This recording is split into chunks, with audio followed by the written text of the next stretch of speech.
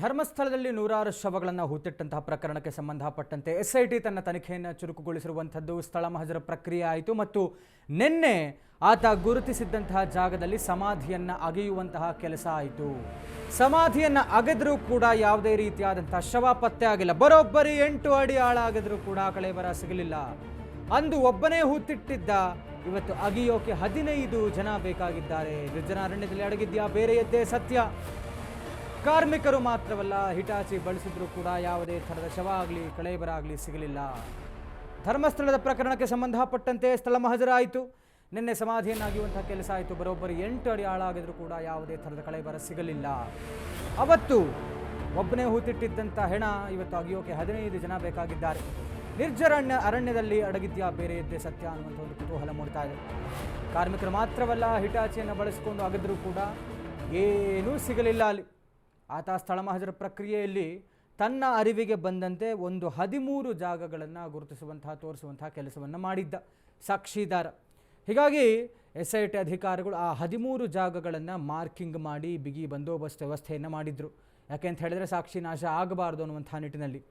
ಈತ ತೋರಿಸಿದ್ದಂತಹ ಜಾಗದಲ್ಲಿ ಮೊದಲನೇ ಜಾಗವನ್ನು ನಿನ್ನೆ 12 ಜನ ಕಾರ್ಮಿಕರೊಂದಿಗೆ ಮ್ಯಾನ್ಯುಯಲಿ ಹರೆ ಪಿಕಾಸಿ ಗುದ್ದಲಿ ಜೊತೆಗೂ ಅಗಿಸ್ತಾರೆ ಆ ಒಂದು ಸಮಾಧಿಯನ್ನು. ಜೊತೆಗೆ ಅದು ಬಹಳ ಕಷ್ಟ ಆದಂತಹ ಸಂದರ್ಭದಲ್ಲಿ ಹಿಟಾಚಿಯನ್ನು ಕೂಡ ಕರೆಸ್ತಾರೆ.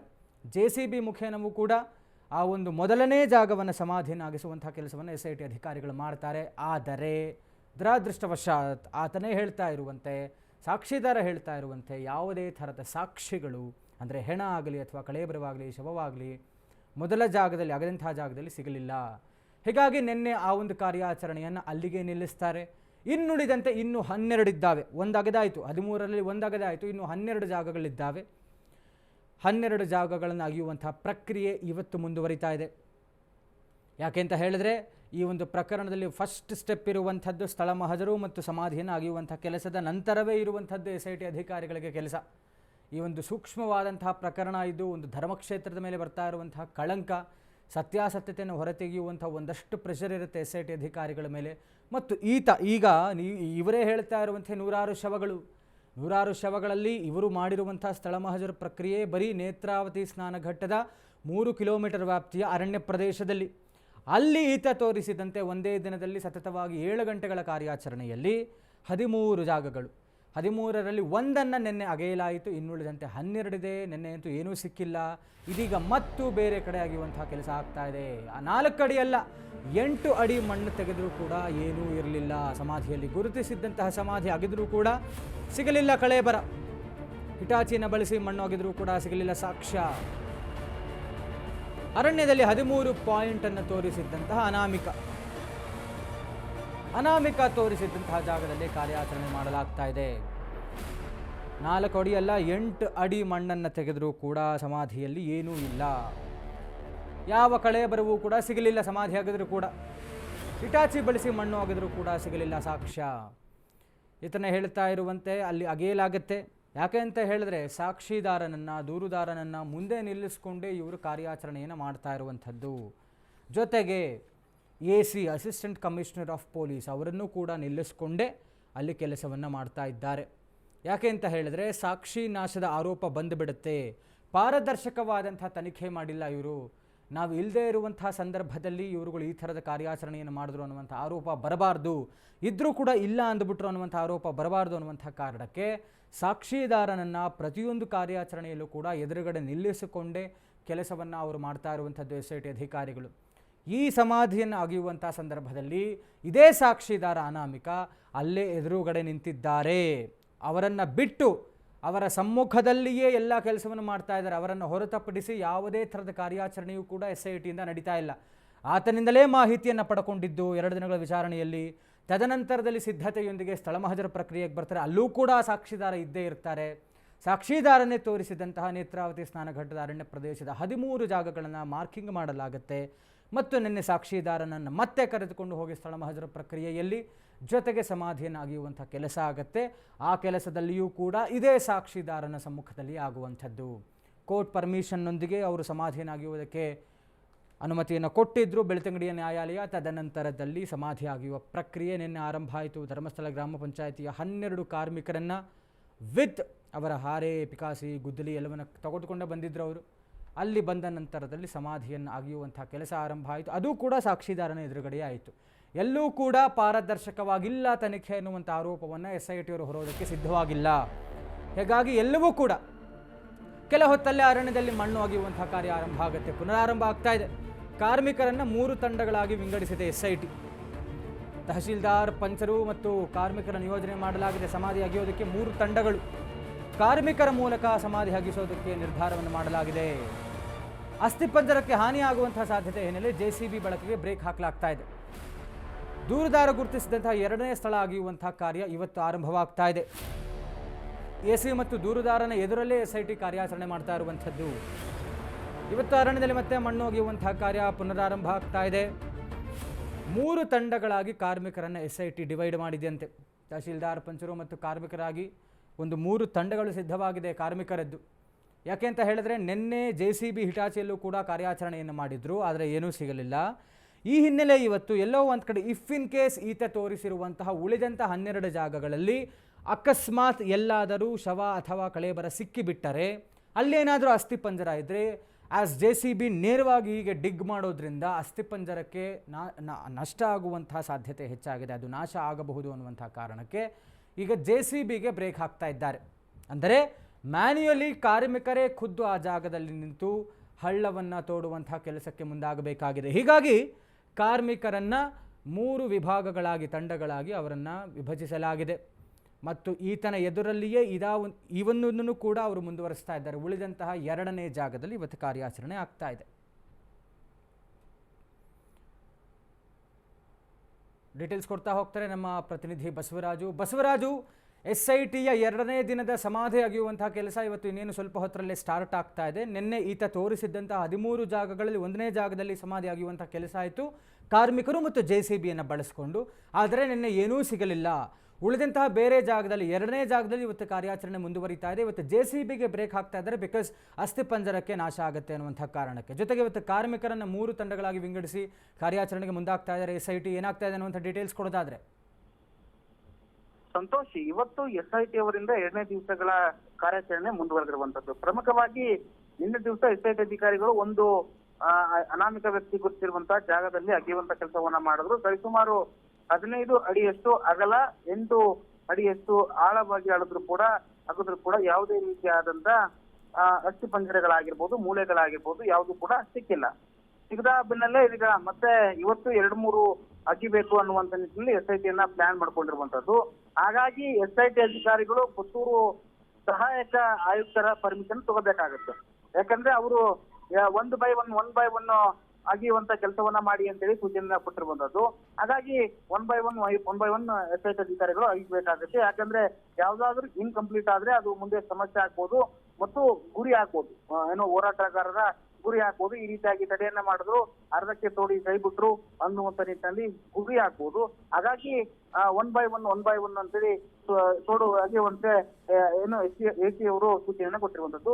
SIT ಅಧಿಕಾರಿಗಳು ಅವ್ರಿಗೆ ಮನವೊಲಿಸುವಂತದ್ದು. ಯಾಕಂದ್ರೆ 2-3 ತಂಡಗಳನ್ನ ಮಾಡಿ 3-4 ಕಡೆ ಒಂದೇ ಬೇರೆ ಆಗಿದ್ರೆ ಆದಷ್ಟು ಬೇಗ ಅಗೆಯುವಂತ ಕೆಲಸ ಆಗುತ್ತೆ ಎನ್ನುವಂತ ನಿಟ್ಟಿನಲ್ಲಿ SC ಅವರಿಗೆ ಮನವಿಯನ್ನ ಮಾಡ್ಕೊಳ್ಳುವಂತ ಎಲ್ಲಾ ಸಾಧ್ಯತೆಗಳು ಇರುವಂತದ್ದು. ಅವರು ಮನವಿಯನ್ನ ಪುರಸ್ಕರಿಸಿ ಏನಾದ್ರು ಸೂಚನೆ ಕೊಟ್ಟಿದ್ರೆ ಆದಷ್ಟು ಬೇಗ ನೀವು ಅಗಿರಿ ಅನ್ನುವಂತ ಸೂಚನೆ ಕೊಟ್ಟರೆ ಇವತ್ತು 2-3 ಕಡೆ ಅಗಿಯುವಂತ ಕೆಲಸವನ್ನು ಕೂಡ SIT ಅಧಿಕಾರಿಗಳು ಮಾಡುವಂತ ಸಾಧ್ಯತೆ ಇಟ್ಟಿರುವಂತದ್ದು. Santosh. Yes, thank you Basavaraju ತಮ್ಮೆಲ್ಲ ಡೀಟೇಲ್ಸ್ಗಾಗಿ. 2ನೇ ದಿನದ ಕಾರ್ಯಾಚರಣೆಗೆ SIT ಅಧಿಕಾರಿಗಳು ಮುಂದಾಗ್ತಾ ಇದ್ದಾರೆ. ಇವತ್ತು ಕೂಡ ಅದೇ ಭಾಗದಲ್ಲಿ ಆತ ತೋರಿಸಿಟ್ಟಿರುವಂತಹ ಜಾಗಗಳಿಗೆ ಮತ್ತೆ ಸಮಾಧಿ ಅಗೆಯುವಂತಹ ಕೆಲಸ ಪ್ರಕ್ರಿಯೆ ಪುನರಾರಂಭವಾಗ್ತಾ ಇದೆ. ಹಿಟಾಚಿ JCBಗೆ ಬ್ರೇಕ್ ಹಾಕಲಾಗಿದೆ. ಬಿಕಾಸ್ ಇಫ್ ಅಸ್ಥಿಪಂಜರ ಅಥವಾ ಶವಕ್ಕೆ ಹಾನಿಯಾಗುವಂಥ ಸಾಧ್ಯತೆ ಇದೆ ಎನ್ನುವಂಥ ಕಾರಣಕ್ಕೆ ಸಮಾಧಿ ಅಗೆಯೋದಕ್ಕೆ ಅನಾಮಿಕನನ್ನು ಕರೆತಂದಿದ್ದಾರೆ SIT ಅಧಿಕಾರಿಗಳು. ನೇತ್ರಾವತಿ ಅರಣ್ಯ ಪ್ರದೇಶಕ್ಕೆ SIT ಅಧಿಕಾರಿಗಳು ಆಗಮನ. ಪಾಯಿಂಟ್ 2, 3, 4ರಲ್ಲಿ ಮಣ್ಣು ಅಗೆಯಲು SIT ಸಿದ್ಧತೆ ಮಾಡಿಕೊಳ್ತಾ ಇದೆ. ದಟ್ಟಾರಣ್ಯದಲ್ಲಿ ಸಮಾಧಿ ಅಗೆಯೋದಕ್ಕೆ ಕಾರ್ಮಿಕರು ಸಿದ್ಧತೆಯನ್ನು ಮಾಡಿಕೊಳ್ತಾ ಇದ್ದಾರೆ. ಹಾರೆ, ಪಿಕಾಸಿ, ಗುದ್ದಲಿಯನ್ನು ಹಿಡಿದು ಬಂದಿರುವಂತಹ ಕಾರ್ಮಿಕರು ಸಮಾಧಿಯನ್ನು ಅಗೆಯೋದಕ್ಕೆ ಈಗಾಗಲೇ ಅನಾಮಿಕನನ್ನು ಕರೆದುಕೊಂಡು ಬಂದಿದ್ದಾರೆ SIT ಅಧಿಕಾರಿಗಳು. ನೇತ್ರಾವತಿ ಅರಣ್ಯ ಪ್ರದೇಶಕ್ಕೆ ಬಂದಿದ್ದಾರೆ SIT ಅಧಿಕಾರಿಗಳು. ಈತ ತೋರಿಸಿದ್ದಂತಹ 13 ಜಾಗಗಳಲ್ಲಿ 1ನೇ ಜಾಗವನ್ನು ನಿನ್ನೆ ಅಗೆಯಲಾಯಿತು. ಇವತ್ತು ಜಾಗ 2, 3 ಮತ್ತು 4 3 ಕಡೆ ಏಕಕಾಲಕ್ಕೆ ಸಮಾಧಿಯಾಗಿರುವಂಥ ಕೆಲಸ. 3 ತಂಡಗಳಾಗಿ ಕಾರ್ಮಿಕರನ್ನು ವಿಭಜಿಸಲಾಗಿದೆ. 3 ತಂಡಗಳು 3 ಕಡೆ ಏಕಕಾಲಕ್ಕೆ ನಂಬರ್ 2, 3 ಆ್ಯಂಡ್ 4 ಆತ ತೋರಿಸಿರುವಂತಹ ಜಾಗಗಳು ಏಕಕಾಲಕ್ಕೆ 3 ತಂಡಗಳು ಅಗೆಯುವಂತಹ ಪ್ರಕ್ರಿಯೆ ಆರಂಭವಾಗ್ತಾ ಇದೆ. ಕೆಲವೇ ಹೊತ್ತಲ್ಲಿ ನೇತ್ರಾವತಿ ಸ್ನಾನಘಟ್ಟದ ಅರಣ್ಯ ಪ್ರದೇಶಕ್ಕೆ ತಾವು ನೋಡ್ಬೋದು ವಿಜುವಲ್ಸ್ನಲ್ಲಿ ಸಾಕ್ಷಿದಾರನ ಸಮೇತ SIT ಅಧಿಕಾರಿಗಳು ಕರೆದುಕೊಂಡು ಬಂದಿದ್ದಾರೆ ಆತನನ್ನು. ಸಮಾಧಿ ಅಗೆಯುವಂಥ ಕೆಲಸ ಇನ್ನಷ್ಟೇ ಪ್ರಾರಂಭವಾಗಬೇಕಾಗಿದೆ. ದಟ್ಟಾರಣ್ಯ ನೇತ್ರಾವತಿ ಸ್ನಾನಘಟ್ಟದ ಸುತ್ತಮುತ್ತ ಇಂಥ ಒಂದು ಜಾಗದಲ್ಲಿ ಇದೀಗ ಸಮಾಧಿಯನ್ನು ಅಗೆಯುವಂಥ ಕೆಲಸವಾಗ್ತಾ ಇದೆ, ಶುರುವಾಗ್ತಾ ಇದೆ. ಕಾರ್ಮಿಕರು ಎಲ್ಲ ಸಿದ್ಧತೆಯನ್ನು ಮಾಡಿಕೊಂಡಿದ್ದಾರೆ. ಮ್ಯಾನ್ಯುಯಲಿ ಇವತ್ತು ಅಗಿತಾ ಇರುವಂಥದ್ದು. ನಿನ್ನೆ ಸ್ವಲ್ಪ ಹೊತ್ತು ಕಾರ್ಮಿಕರು ಮಾಡಿದ್ರು, ಮಳೆ ಬಂದಂಥ ಹಿನ್ನೆಲೆ ಆಗ್ತಾ ಇಲ್ಲ ಅನ್ನುವಂಥ ಕಾರಣಕ್ಕೆ ಹಿಟಾಚಿಯನ್ನು ಬಳಸಿ ನಿನ್ನೆ ಸಮಾಧಿ ಅಗೆಯುವಂಥ ಕೆಲಸ ಮಾಡಿದರು. ಆದರೆ ಇವತ್ತು ಹಾಗಿಲ್ಲ. ಎಲ್ಲೂ ಕೂಡ ಹಿಟಾಚಿ ಅಥವಾ JCBಯನ್ನು ಬಳಸ್ತಾ ಇಲ್ಲ. ಬರೀ ಹಾರೆ ಪಿಕಾಸಿ ಗುದ್ದಲಿಯನ್ನು ಹಿಡಿದು ಕಾರ್ಮಿಕರು ಮ್ಯಾನ್ಯುಯಲಿ ಆ ಹಳ್ಳಗಳನ್ನು ಸಮಾಧಿಗಳನ್ನು ಅಗಿಬೇಕಾಗತ್ತೆ. ಇಲ್ಲಿ ಪರ್ಟಿಕ್ಯುಲರ್ಲಿ ಸಮಾಧಿ ಅಂತ ಎಲ್ಲೂ ಕೂಡ ನಿರ್ಮಾಣ ಆಗಿಲ್ಲ. ಆದರೆ ಒಟ್ಟಾರೆ ಅಲ್ಲಿ ಆತ ತೋರಿಸಿರುವಂಥ ಜಾಗ ಅಲ್ಲಿ ಹೆಣವನ್ನು ಹೂತಿಟ್ಟಿದ್ದೇನೆ ಅನ್ನುವಂಥ ಕಾರಣಕ್ಕೆ. ಹೀಗಾಗಿ ಆ ಒಂದು 3 ಜಾಗಗಳು ನಂಬರ್ 2, 3 ಆ್ಯಂಡ್ 4 3 ಜಾಗಗಳಲ್ಲಿ ಪ್ರತ್ಯೇಕವಾಗಿ 3 ತಂಡಗಳು ಏಕಕಾಲಕ್ಕೆ ಸಮಾಧಿಯನ್ನು ಅಗೆಯುವಂಥ ಕೆಲಸಕ್ಕೆ ಮುಂದಾಗ್ತಾ ಇದ್ದಾರೆ. ಈಗಾಗಲೇ SIT ಅಧಿಕಾರಿಗಳು ಆತನನ್ನು ಅನಾಮಿಕನನ್ನು ಅಲ್ಲಿಗೆ ಜಾಗಕ್ಕೆ ಕರೆದುಕೊಂಡು ಬಂದಿದ್ದಾರೆ. ಬಿಗಿ ಭದ್ರತೆಯೊಂದಿಗೆ ಆತ ತೋರಿಸಿರುವಂಥ ಜಾಗವನ್ನು ಮೊನ್ನೆಯೇ ಮಾರ್ಕಿಂಗ್ ಮಾಡಲಾಗಿದೆ. ಉಳಿದಂತಹ 3 ಜಾಗಗಳು ಏಕಕಾಲದಲ್ಲಿ 3 ತಂಡಗಳಾಗಿ ಈಗಾಗಲೇ ವಿಭಜನೆ ಆಗಿದೆ. ಕಾರ್ಮಿಕರನ್ನು 3 ತಂಡಗಳಾಗಿ ವಿಭಜಿಸಿದ್ದಾರೆ. ಅವರೆಲ್ಲರೂ ಕೂಡ ಹಾರೆ ಪಿಕಾಸಿ ಗುದ್ದಲಿಯನ್ನು ಹಿಡಿದು 3 ಜಾಗಗಳಲ್ಲಿ ಪ್ರತ್ಯೇಕವಾದಂಥ ಅಗೆಯುವಂತಹ ಕೆಲಸವನ್ನು ಪ್ರಾರಂಭ ಮಾಡ್ತಾ ಇದ್ದಾರೆ. ಧರ್ಮಸ್ಥಳದ ಅರಣ್ಯದೊಳಗೆ ಶವಕ್ಕಾಗಿ ಹುಡುಕಾಟ ನಡೀತಾ ಇದೆ. SIT FSL ಅಧಿಕಾರಿಗಳು ಮೊಕ್ಕಾಂ ಹೂಡಿದ್ದಾರೆ ಅಲ್ಲೇ ಅರಣ್ಯದಲ್ಲಿ. ಕೆಲವೇ ಹೊತ್ತಲ್ಲಿ ಅರಣ್ಯ ಪ್ರದೇಶದೊಳಗೆ ಎಂಟ್ರಿ ಕೊಡ್ತಾರೆ SIT ಮತ್ತು FSL ಅಧಿಕಾರಿಗಳು. ಕಾರ್ಮಿಕರ ಜೊತೆ ತೆರಳಿರುವಂತಹ SIT ಅಧಿಕಾರಿಗಳು ಧರ್ಮಸ್ಥಳದ ಅರಣ್ಯದೊಳಗೆ ಶವಕ್ಕಾಗಿ ಹುಡುಕಾಟ ನಡೀತಾ ಇದೆ. SIT ಮತ್ತು FSL ಅಧಿಕಾರಿಗಳು ಅಲ್ಲೇ ಅರಣ್ಯದಲ್ಲಿ ಮೊಕ್ಕಾಂ ಹೂಡಿದ್ದಾರೆ. ಕೆಲವೇ ಹೊತ್ತಲ್ಲಿ ಅರಣ್ಯ ಪ್ರದೇಶದೊಳಗೆ ಎಂಟ್ರಿ ಕೊಡ್ತಾರೆ. ಕಾರ್ಮಿಕರ ಜೊತೆ ತೆರಳಲಿರುವಂತಹ SIT ಅಧಿಕಾರಿಗಳು ಶವಕ್ಕಾಗಿ ಶೋಧನೆ ಹುಡುಕಾಟ ನಡೀತಾನೆ ಇದೆ. ಧರ್ಮಸ್ಥಳದ ಭಾಗದಲ್ಲಿ ನೇತ್ರಾವತಿ ಸ್ನಾನಘಟ್ಟದ ದಟ್ಟಾರಣ್ಯ ಪ್ರದೇಶ, ಅಲ್ಲಿ ಸ್ಥಳ ಮಹಜರ ಪ್ರಕ್ರಿಯೆ ನಂತರದ ಪ್ರಕ್ರಿಯೆ ಇರುವಂಥದ್ದು, ಸಮಾಧಿ ಅಗೆಯುವಂಥದ್ದು. ಈತನೇ ತೋರಿಸಿರುವಂಥ 13 ಜಾಗಗಳಲ್ಲಿ ಒಂದನ್ನು ನಿನ್ನೆ ಅಗೆಯಲಾಯಿತು. ಆದರೆ ಇಟ್ ವಾಸ್ ಎ ಫೇಲ್ಯೂರ್.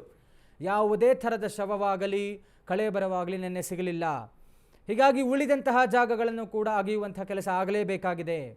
ಇನ್ನುಳಿದಂತೆ 2, 3, 4ನೇ ಸ್ಥಳಗಳನ್ನು ಇವತ್ತು ಪ್ರತ್ಯೇಕವಾಗಿ 3 ತಂಡಗಳು ಏಕಕಾಲಕ್ಕೆ ಅಗೆಯುವಂಥ ಕೆಲಸಕ್ಕೆ ಮುಂದಾಗ್ತಾ ಇದ್ದಾರೆ. ಇದರಲ್ಲಿ ಇರುವಂಥದ್ದು ಕುತೂಹಲ, ಈ 3 ಜಾಗಗಳಲ್ಲಿ ಹೆಣ ಏನಾದರೂ ಸಿಕ್ಕಿಬಿಟ್ಟರೆ ಅಥವಾ ಈ 3 ಜಾಗಗಳಲ್ಲಿ ಏನಾದರೂ ಶವ ಸಿಗದೇ ಇರುತ್ತಾ?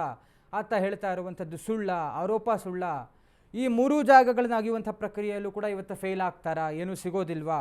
ಉಳಿದಂತಹ ಮಿಕ್ಕಂತಹ 10 ಜಾಗಗಳನ್ನು ಅಗೆಯುವಂಥ ಕೆಲಸವೋ 9 ಜಾಗವನ್ನು ಅಗೆಯುವಂಥ ಕೆಲಸವೂ ಕೂಡ ಮುಂದಾಗಬೇಕಾಗುತ್ತೆ SIT ಅಧಿಕಾರಿಗಳು.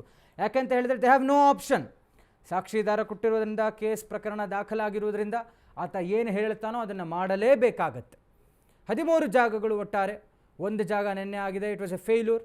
ಮತ್ತು ಉಳಿದಂತೆ ಇವತ್ತು 2, 3, 4ನೇ ಜಾಗಗಳನ್ನು ಅಗೆಯಲಾಗ್ತಾ ಇದೆ. ಇದರಲ್ಲಿಯೂ ಕೂಡ 3ಕ್ಕೆ 3 ಫೇಲ್ ಆಗುತ್ತಾ, ಅಥವಾ 3ರಲ್ಲೂ ಹೆಣ ಸಿಗುತ್ತಾ, ಅಥವಾ 3ರಲ್ಲಿ 1ರಲ್ಲೋ ಅಥವಾ 2ರಲ್ಲೋ ಶವ ಸಿಗುತ್ತಾ ಅನ್ನುವಂಥ ಕುತೂಹಲ. ಹೀಗಾಗಿ ಶವಕ್ಕಾಗಿ ಪರಿಶೋಧನೆ ಹುಡುಕಾಟ ನಡೀತಾ ಇದೆ ಧರ್ಮಸ್ಥಳದ ಅರಣ್ಯ ಪ್ರದೇಶದಲ್ಲಿ. ಜಿಟಿ ಮಳೆ ಬೇರೆ. ಅಲ್ಲಿ ಮಳೆಯ ನಡುವೆಯೂ ಕೂಡ ಶೋಧ ಕಾರ್ಯ ಮುಂದುವರಿತಾ ಇದೆ. SIT ಅಧಿಕಾರಿಗಳು, FSL ತನಿಖೆ ಮಾಡುವಂತಹ ವೈದ್ಯರು ಎಲ್ಲರೂ ಕೂಡ ಈಗಾಗಲೇ ಅರಣ್ಯ ಭಾಗದಲ್ಲಿ ಮೊಕ್ಕಾಂ ಹೂಡಿದ್ದಾರೆ. ಏಕೆಂದರೆ ಅವ್ರಿಗೆ ಅಷ್ಟೇ ಥರವಾದಂಥ ಪ್ರೆಷರ್ ಇರುತ್ತೆ. ಅವರವರ ಕರ್ತವ್ಯವನ್ನು ಪರಿಪೂರ್ಣವಾಗಿ ನಿಭಾಯಿಸಬೇಕಾಗತ್ತೆ. ಹೀಗಾಗಿ ಅದರಲ್ಲೂ ಕೂಡ ಸೂಕ್ಷ್ಮವಾದಂತಹ ಪ್ರಕರಣ ಇದು. ಸೊ ದೇರ್ಫೋರ್ ಅವರೇನೂ ಮಾಡೋಕ್ಕಾಗಲ್ಲ, ಅಲ್ಲಿಯೇ ಮೊಕ್ಕಾಂ ಹೂಡಿದ್ದಾರೆ. ಎಲ್ಲ ಥರದ ಸಿದ್ಧತೆಯನ್ನು ಮಾಡಿಕೊಂಡಿದ್ದಾರೆ ತನಿಖೆಗೆ. ಆದರೆ ನಿನ್ನೆಯ ಒಂದು ಸಮಾಧಿ ಅಗೆಯುವಂಥ ಕಾರ್ಯ ಫೇಲ್ ಆಗಿತ್ತು. ಇವತ್ತು 3 ಜಾಗಗಳನ್ನು ಅಗೆಯುವಂಥ ಪ್ರಕ್ರಿಯೆ ಪುನರಾರಂಭ ಮಾಡ್ತಾ ಇದ್ದಾರೆ. ಸಾಕ್ಷಿದಾರನನ್ನೇ ಕರೆದುಕೊಂಡು ಹೋಗಿದ್ದಾರೆ. ಆಶ್ಚರ್ಯ ಏನು ಅಂತ ಹೇಳಿದರೆ, ಈತ ತೋರಿಸಿರುವಂಥದ್ದು 13 ಜಾಗ.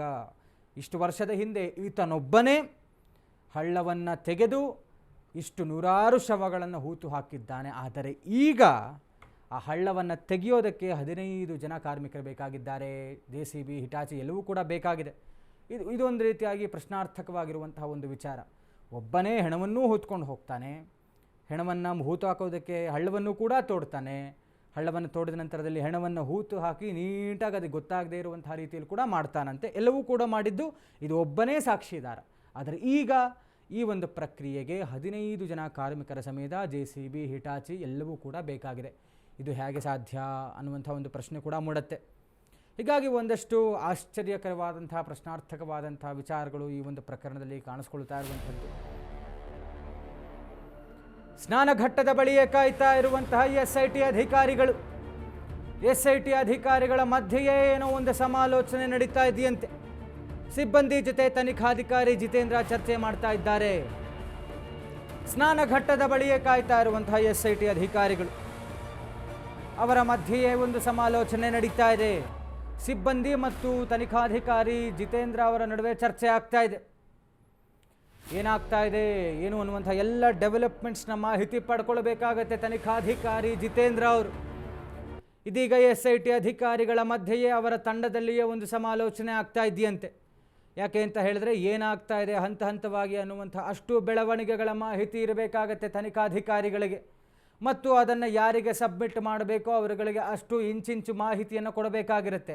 ಹೀಗಾಗಿ ಏನೇನಾಗ್ತಾ ಇದೆ ಅನ್ನುವಂತಹ ಇಂಚಿಂಚು ಮಾಹಿತಿಯನ್ನು ಪಡ್ಕೊಳ್ತಾ ಇದ್ದಾರೆ ತನಿಖಾಧಿಕಾರಿ. ಇದಾದ ನಂತರ ಮುಂದಿನ ಕ್ರಮಗಳ ಬಗ್ಗೆ ಅವರೇ ಚರ್ಚೆ ಮಾಡಿ ನಿರ್ಧಾರವನ್ನು ತೆಗೆದುಕೊಳ್ಳಲಾಗುತ್ತೆ.